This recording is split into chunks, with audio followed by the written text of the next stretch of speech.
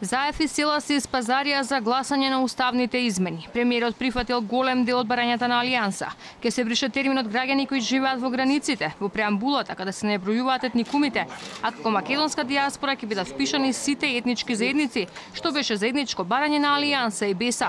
За премиерот ваквите измени ќе го отргнале непријатното чувство и нееднаквоста. Отворено останало прашањето кој албанскиот јазик го впишува како официјален, но и ултиматумот со државјанството. Во делот на преамбулата да се тргне делот кои што живеат во границите, за да не остави впечаток дека граѓаните албанци, турци, роми, власи секако времено да се тука.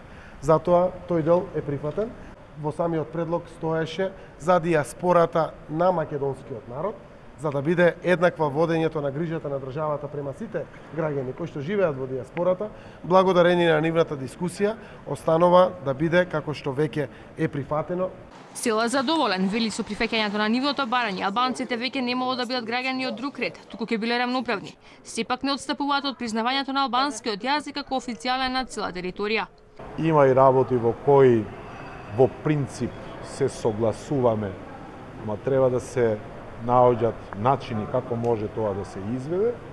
Ние како Алијанса за албанците нема да тргнеме раце од нашето барање за албанскиот јазик да биде дефиниран како што стои, како што е албански јазик, не јазик кој е различен од некој друг јазик.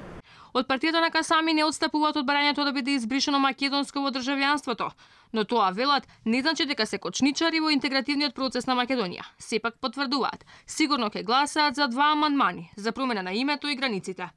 Не сме ние кочница, вие сите знаете дека ние двајца пратеници од движењето БЕСА го поддржавме иницијалната постапка за уставните промени, но во текот на процесот за уставните промени се променија правилата на игра, се додадоа и некои нови работи кои за нас како политичка партија, за мене и како пратеник албанец, се спорни.